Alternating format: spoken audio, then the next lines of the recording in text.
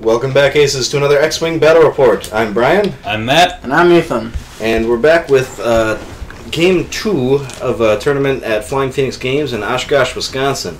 I'm flying a Trandoshan Slaver with Dengar, Forlom, and Zuckuss. I've got a Contract Scout with Deadeye, Plasma Torpedoes, extra munitions, the Overclocked R4, and Guidance Chips, and Fenn Rau with Push the Limit, the Title, and Auto Thrusters. And Jason is flying Chiraneau with Veteran Instincts and Vader, Quickdraw with Title, Adaptability, and Fire Control System, and Scourge with Veteran Instincts.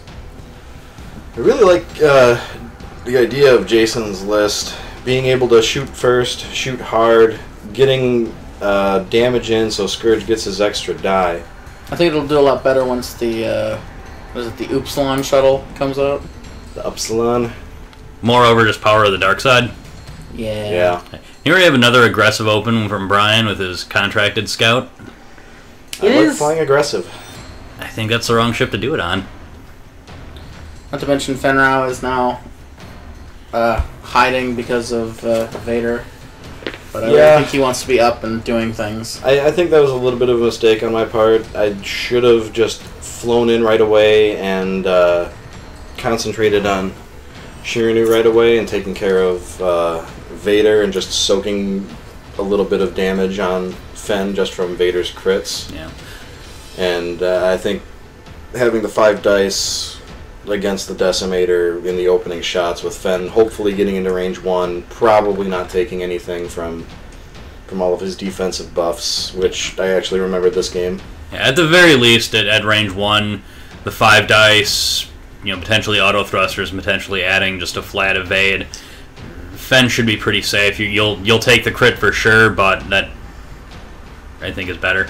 Or if you were gonna play the conservative game with him, maybe turning towards the top of the board edge, as opposed to into the Decimator, might have saved you an extra turn for the engagement. Yeah, I still think that Fenn just needs to get in there and do work from the beginning. I mean, if he's going to die, he's going to die. But I think any turn that Fenn is wandering around not shooting is a turn that Fenn is being wasted. Which is why we play this game a lot and often.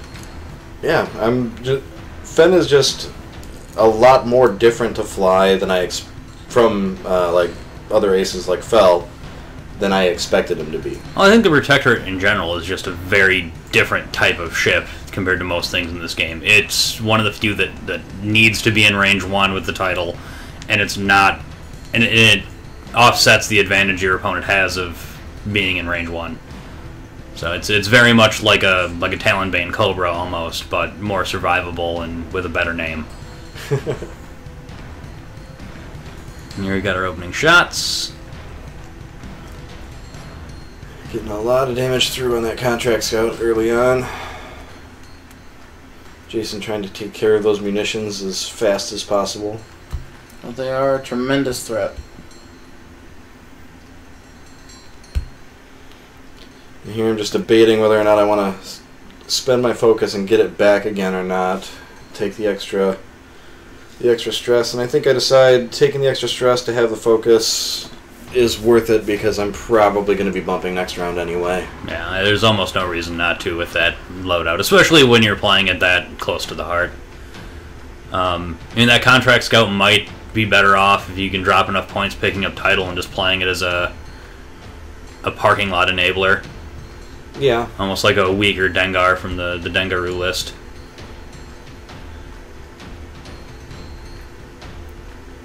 But at that rate, it's just another party boss, which isn't a bad thing.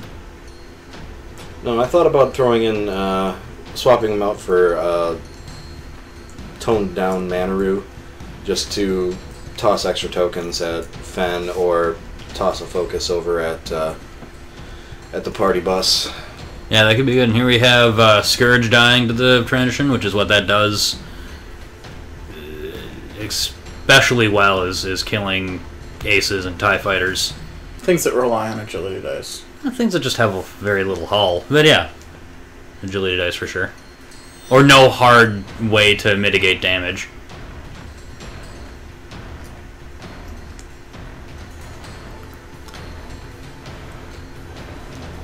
Party bus cares not about your feeble little debris clouds. He'll take that stress. Well, until one of the debris clouds lights him on fire, and then he becomes sad. That happened once. That was a very different game, though.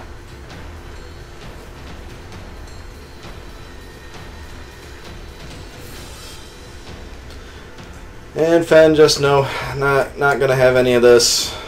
I was kind of hoping to focus on the Decimator in the opening shots and pull Fenn around and try to get as much damage in as possible, and I opted to just remove a ship turn 1, so decided Fenn just needs to try to stay out of the fight for at least another turn. And Scourge isn't a bad choice taking out right away. He becomes much more point efficient late game with that extra die, so killing him before his ability is relevant isn't a bad choice. And with Vader and Scourge on the table, Scourge is just going to get his extra die against Fenn because Chiraneau is going to at least Vader Fenn. No, and all of them being high pilot skill, it's pretty conceivable that Scourge is going to get that extra die round 1 anyways, between a Decimator, Chiraneau firing, and Quickdraw. Yeah. Which I think might, I mean, I'm not sure that Quickdraw might not still be the better target, just because 2 attacks is still net more dice than 1 extra die. Yeah. But, I mean, I don't think killing either tie is a particularly bad decision. No. I probably would have opted to not shoot a Quickdraw that opening turn, just the extra 4 die attack with fire control into the Contract Scout. I think you're losing out 100% of the time. Yeah. I mean, I think if you're already losing the Contract Scout, which is what's happening here, Yeah. I think it may not have mattered as much. These new TIE SFs, I don't think they're getting a lot of love on the internet, but I think honestly, they're very good. I like them a lot. I think they're like T-70s, but cheaper and better. I could see 2 or 3 of them with fire control and something else being a solid list. The named guys are expensive, but a little harder to set up, I think. More accuracy corrector. Yeah. And here we have a mighty 1 damage coming into that Trandoshan Slaver, which Quickdraw manages to avoid and doesn't get to trigger her ability. His ability. Their ability. Its ability. Grammar. Pronouns.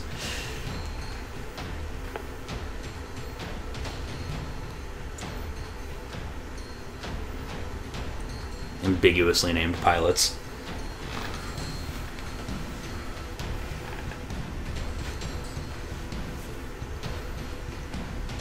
Fenn finally turning in. Not yet deciding to join the fight, though. I think that Decimator is more than fast enough to bring the fight to him, though. Yep. Which I think at this point you want Fenn to be pointing in the right direction. That's slow. I really like the dial for the TIE SF. Yeah, no, it's a solid little ship.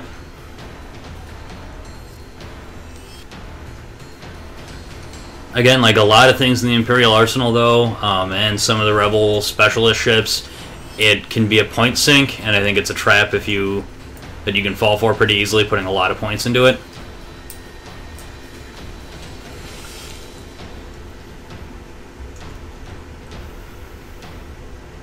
Also lacks a sort of mid-tier generic. Yeah. So. Well, the pilot skill 5 guy with the EPT is okay, but it's 25 points, so you don't really have the ability to take more than 1. But like I said, the pilot skill 3 guy at 23 points with fire control system, and that's a force to be reckoned with, and you can take 4 of them. Yeah. And 24 hull and shield with 2 dodge dice each. That's a lot. And Vader scoring a console fire on Fenn Rau. Way to be on fire.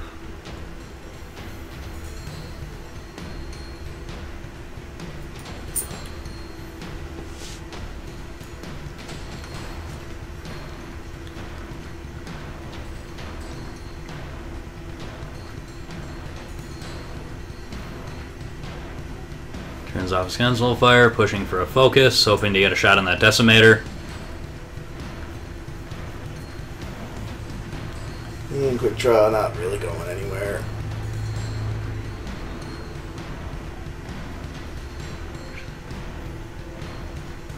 Yeah, Quickdraw doesn't really need to go anywhere at this point. He just needs to be there.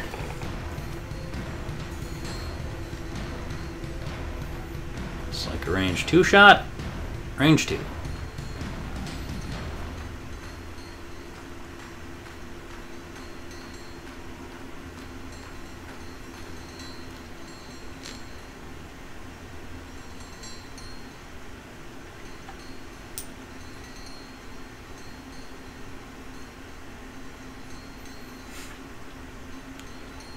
Finally putting some damage on. Yeah, still got a long way to go on that decimator. Yeah, I think you really needed Fenn Rau in the opening engagement here. Mm-hmm. Just need to use them more. I gotta get more used to just running and gunning, getting in there. Being danger close with your fresh little butterfly of a ship. Yep. He can dish it out, though. 5 dice with target lock and a focus. Oh, it's exceptionally scary. It's and if you want the full danger close experience, you'll have fearlessness on him, and that's a disgusting amount of shots. Potentially 6 damage. Potentially 6 damage. He's fairly inexpensive too. No, kitted he comes out to be about the same points as Fel, so I think it's an accurate price. Yeah, but he can target lock as well. Can't evade. So he's a little bit less survivable outside of those danger close areas. Yeah, but given that he gets those... Yeah, 1 point for the title, and you still get auto thrusters. He just doesn't want to be at range 2. Yeah. Whereas Fel can exist at range 2 with focus, evade for...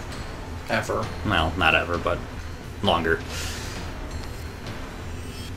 Then again, this is a game where dice are a thing, and yeah. And they are frequently cruel. And every once in a while, you just roll 5 blanks.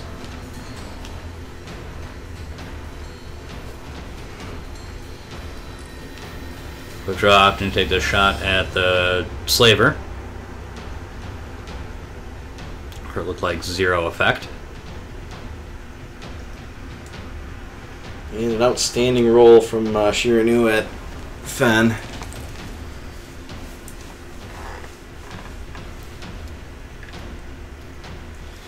Yeah, important about that Fenn's finally ability. remembered Fenn Rau's ability. And the ability of the... and that it works in range 1 as opposed to in or out of arc, which is... Yep. You know, title. A lot of the guys have to be in arc for all their fun stuff. And then also remembering the auto thrusters, but still enough for Chiraneau to poke a crit through and Vader him. Tragic. Was that lethal for Fenn there? Yep. The Vader crit. Vader crit got him, yeah. Vader crit takes him out.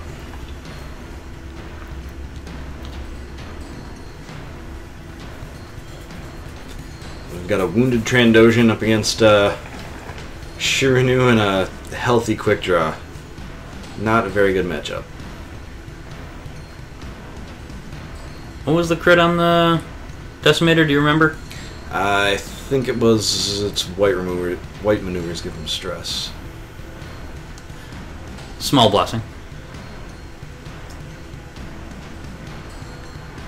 Makes Chiraneau slightly less accurate. The Decimator has such a good dial, though. Oh, it's got a great dial.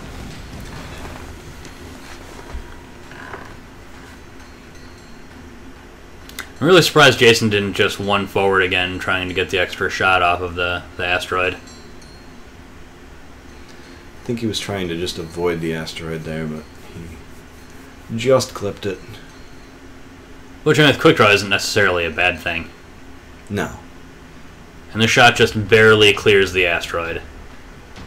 It's a little hard to see if the fisheye on the camera, but yeah, it is asteroid free. Fire control just doing work. It is probably the best upgrade in the game, point for point. Certainly up there. Got range 2 coming back from Chiraneau. Using his ability, turning that eyeball into a crit. I love that ability. Any dice modification is huge. Especially passive. I don't think Brian forgot that his Trandoshan can shoot there. Almost did.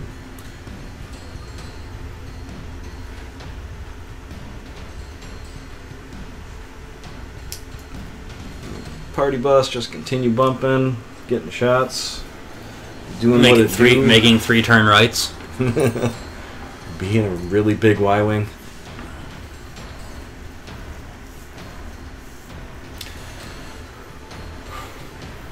Still, for all that, it is kind of impressive that despite Fenn Rau being out of the game and fairly ineffectual, you know, you're still only really 1 ship behind. Yeah, And I think if Fenn would have been in the game, more. Just a couple more damage. maybe even offsetting that quick draw a little bit, if he would have gotten to the side, I think this would have been very, very different. Yeah. Well, like I said, we can't stress it enough. I mean, the Protectorate Starfighter is aggressive, considerably different than any other ace ship in the game. I've flown a lot of Imperial aces, and he definitely...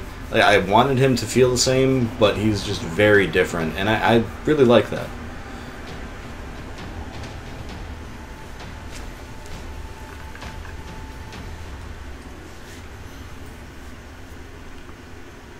Chiraneau's range 2 shot. Looks like a hit and a crit.